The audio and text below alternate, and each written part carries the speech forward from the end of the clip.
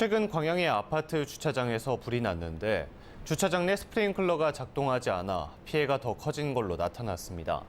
주민들은 수년 전부터 소방시설에 문제가 있다고 민원을 넣었지만 제대로 된 조치는 없었습니다. 보도에 김단비 기자입니다. 지난 22일 자동차 10여 대가 불타버린 광양 아파트 화재 현장. 바닥은 온통 까만재로 뒤덮였고 아직도 매캐한 냄새가 가득합니다. 광양 아파트 지하주차장 화재와 관련해 국가소등 합동감식반이 정밀감식을 진행했습니다. 감식반은 불이 시작된 것으로 추정되는 차량을 살펴보며 화재 원인을 찾기 위한 조사에 착수했습니다. 조사 결과 화재 당시 주차장 내 소방시설이 제대로 작동하지 않은 것으로 확인됐습니다. 화재 감지기 2개 중 1개만 화재를 감지했고 불이 진화될 때까지 스프링클러는 터지지 않았습니다. 감지기는 된 것 같은데 이게 이제 스프링클러 만든 것 같아요. 주민들은 예견된 사고라고 주장하고 있습니다.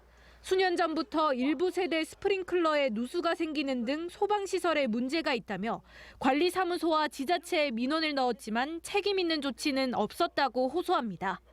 MBC 취재 결과 아직도 일부 세대는 누수 등으로 스프링클러가 잠겨 있는 것으로 확인됐습니다. 스프링클러가 계속 문제가 생겨서 저희들이 만약 이런 화재가 대형 화재가 나면 어떻게 할 것이냐, 빨리 이거를 수리를 보수를 해주라라고 이야기를 했으나 공공임대주택 안전관리가 미흡했다는 지적도 나오고 있습니다.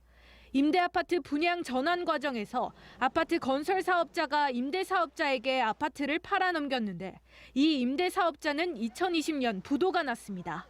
임대아파트 분양 전환 과정에서 제3자 매각이 됐습니다. 이러면서 지금 관리 주체가 지금 불분명해져 가지고 여러 가지로 지금 관리가 안 되는 부분도 있고. 취재진은 아파트 관리사무소에 지난 5월 소방시설 점검 결과를 요청했지만 관리사무소는 공개할 수 없다고 밝혔습니다. MBC 뉴스 김단비입니다.